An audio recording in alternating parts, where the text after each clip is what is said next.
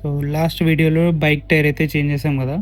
తర్వాత brake pads అనేటివి సరిగా అలైన్ అయితే అవ్వలేదు. ఆ బ్రేక్ వేసినప్పుడు డిస్క్ ప్లేట్ని అయితే అట్లే పట్టుకొని ఉంటుంది. ఆ డిస్క్ ప్లేట్ అనేది చాలా హీట్ ఎక్కిపోతుంది.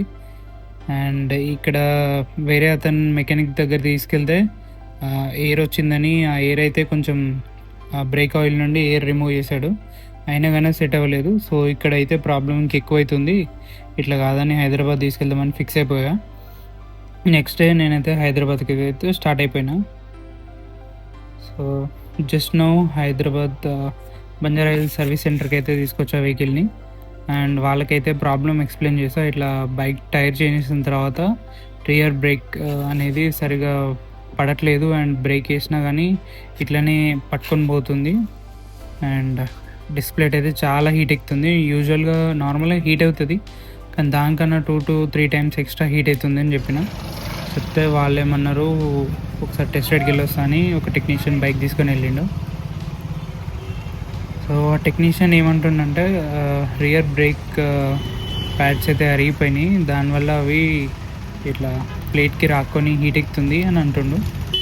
మరి ఇంతకుముందు నాకేం ప్రాబ్లం లేదు, అట్లా టైర్ చేంజ్ తర్వాతనే ఈ ప్రాబ్లం స్టార్ట్ అయింది అని చెప్తే, లేదు ఇది సెట్ అయిపోతుందని అన్నాడు. సరే, ముందు బ్రేక్ ఫ్రంట్ బ్రేక్ నుండి కూడా సౌండ్ వస్తుంది, కొంచెం డస్ట్ ఏమో ఉన్నట్టుంది, అది క్లీన్ చేయమని చెప్పా.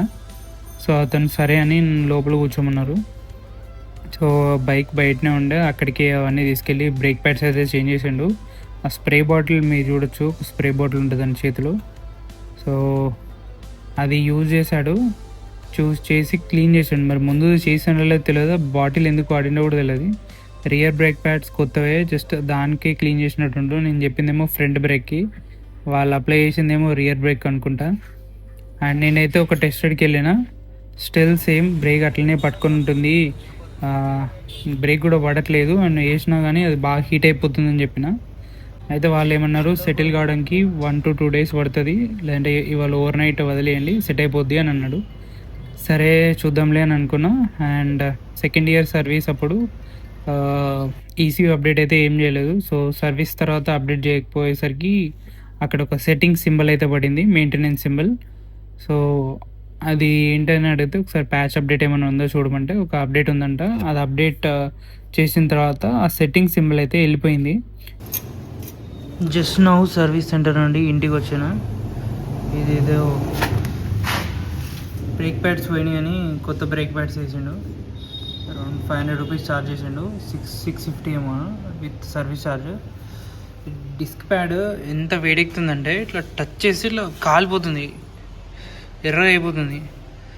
ఈ క్యాలిపర్ ఉంది కదా, ఈ బ్రేక్ ప్యాడ్ది, ఇది కూడా వేడెక్కిపోయింది, ఇట్లా ముడితే కాలిపోతుంది. అదే ఇష్యూరా నాయన అని అక్కడ చెప్తే, వాళ్ళేమో బ్రేక్ ప్యాడ్స్ అరిగిపోయినాయి, అది అరిగిపోయినాయి ఏమో చెప్పిండ్రు. ఇంకొక అన్ననేమో ఇది టైర్ సరిగా ఫిక్స్ చేయలేదు, ఇది సెట్ అయిపోతుంది, బ్రేక్స్ పట్టుకుంటున్నాయి అని చెప్తుండు. అతను మళ్ళీ రీచెక్ కోసం సర్వీస్ పర్సన్ని కాంటాక్ట్ అయితే, ఇది బ్రేక్స్ ఇప్పుడు ఫ్రెష్గా వేసినాం కదా, అవి పట్టుకుంటున్నాయి అంటుండు. మరి ఇంతకుముందు పాత బ్రేక్ ప్యాడ్స్ అవి కూడా పట్టుకుంటున్నాయి కదా, అవి కూడా వేడవుతున్నాయి అంటే చూడండి, ఇవాళ ఈవినింగ్ వరకు సెట్, రేపు మార్నింగ్ వరకు సెట్ కాకపోతే మళ్ళీ తీసుకురండి చూద్దామంటారు.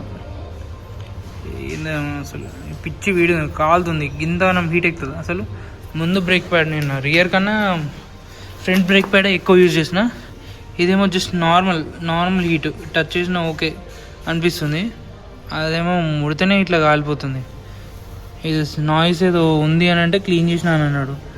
నాకు మళ్ళీ అదే నాయిస్ వస్తుంది, ఏం క్లీన్ చేసిండేమో. లోపల కూర్చోబెట్టి బయట పనులన్నీ వేసుకుంటారు, ఇట్లా సగం పనులు వేసి పెడతారు.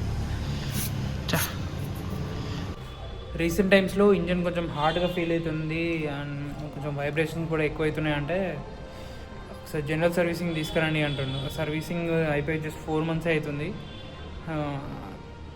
మరి ఏంటి ఇది నాకైతే అర్థమవుతలేదు. సో ఏం సర్వీస్ చేస్తుండో ఏమో. ఈ సర్వీస్ తర్వాత యాక్చువల్గా బైక్ మరీ స్మూత్గా ఉండాలి, బటరీ స్మూత్ ఉండాలి. రాను కొంచెం హార్డ్గా ఫీల్ అవుతుంది, ఇంజన్ ఆయిల్ లేకపోతే ఎట్లా నడుస్తూ అట్లుంది, మరి ఏందో అర్థమవుతలేదు. అండ్ ఇంకొకటి, ఫ్యూయల్ ఇంజన్ నేను వెళ్ళేటప్పుడు సర్వీస్ సెంటర్కి వెళ్ళేటప్పుడు 4 times ఆఫ్ అయిపోయింది. మేబీ ఈసీ అప్డేట్ అయ్యింది, తర్వాత ఒకసారి చూద్దాం మళ్ళీ ఆఫ్ అవుతుందో లేదో. అండ్ వన్ మోర్ ఇష్యూ ఇంకోటి ప్రోలూబ్ అది ఒకసారి చూసిన అక్కడ నేను తీసుకుందామని. అది ఓన్లీ సర్వీస్ సెంటర్స్లో అవైలబుల్ ఉంటుంది, బజాజ్ ఆర్ ట్రయంఫ్ ఫర్ కేటీఎంలో. ప్రోలూబ్ ఫ్యూయల్ సిస్టమ్ క్లీనర్, అది మీ ఫ్యూయల్ ఇంజెక్టర్స్ని క్లీన్ చేస్తూ ఉంటుంది. ఫుల్ ట్యాంక్కి ఫుల్ బాటిల్ వేసేయాలి.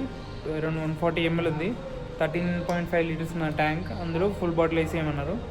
మేబీ గోయింగ్ ఫార్వర్డ్ నేను గోబైక్ వాళ్ళకి ఇద్దాం అనుకుంటున్నా, ఒకసారి సర్వీస్ అక్కడ ట్రై చేద్దాం అనుకుంటున్నా. సర్వీస్ సెంటర్లో మరీ దారుణం, అసలు డబ్బులు తీసుకొని ఈ సర్వీస్ ఇట్లా వేసే, అది ఇష్యూ ఇట్లా ఉందని చెప్తే వాళ్ళకి అది అర్థం కావాలి. ప్రాబ్లం క్లియర్గా ఎక్స్ప్లెయిన్ చేసిన, టైర్ చేంజ్ అయిన తర్వాత ఈ ఇష్యూ వచ్చిందని. మరి ఒకతను సర్వీస్ అదేంటి ట్రయల్స్కి వెళ్ళి బ్రేక్ ప్యాడ్స్ మార్చుకోవాలి, అరిగిపోయినాయి అవి, దానికి టచ్ అయిపోయి హీట్ అవుతుంది అని చెప్పిండు. సో సరే మార్చేద్దామని చెప్పిన. మార్చిన తర్వాత అసలు బ్రేక్ ఇవ్వలేదు కొద్దిసేపు. సరే కొంచెం సెటప్ కానీ టైం పడుతుంది అన్నాడు. ఆ రిపేర్ చేసిన అతన్ని అడిగిన, కొంచెం ఆయిల్ అది అంతకుముందు ఎయిర్ వచ్చిందని తీపిచ్చిండ్రు, అది కొంచెం తక్కువైందంటే అది పిస్టన్ అది బాగా ముందుకు వచ్చిందని ఇంకా పుష్ చేసిన అన్నాడు. పుష్ చేస్తే ఆయిల్ పెరిగింది అన్నాడు అందులో. ఓకే, ఆయిల్ క్వాంటిటీ అయితే పెరిగింది, కానీ మరీ హీట్ ఎందుకు అవుతుందో అర్థమైతలేదు. ఒక సర్వీస్ పర్సన్ ఏమో, టెక్నీషియన్ ఏమో టైర్ సరిగా పెట్టలేదు, దాన్ని కంప్లీట్గా మళ్ళీ ఇప్పించేసి మళ్ళీ పెట్టామని నేను ఒకతను అన్నాడు. మళ్ళీ లోపలికి బండి తీసుకెళ్ళి ఇంకొకతను ఏమంటుండు, అది ఓకే ఇంతకుముందు బ్రేక్ ప్యాడ్ సప్లై చేసినాం కదా, కొంచెం టైం పడుతుంది, మళ్ళీ అవ్వకపోతే మళ్ళీ తీసుకురమ్మన్నాడు. సర్వీస్ సెంటర్ పక్కకు ఉన్నదా, అంత దూరం ఉన్నది, మనకేం పని లేదా?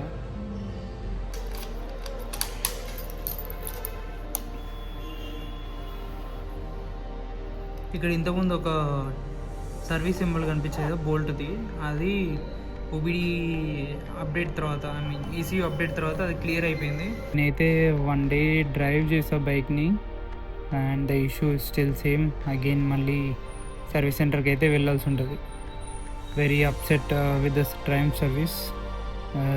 అక్కడ సర్వీస్ సెంటర్ బయట కూడా చాలామంది డిసప్పాయింటెడ్గా ఉన్నారు అండ్ ఫ్రస్ట్రేటెడ్గా ఉన్నారు. అంత వరస్ట్ సర్వీస్ అయితే ఇస్తున్నారు మీరు. Hope if you're watching, please take care of your service.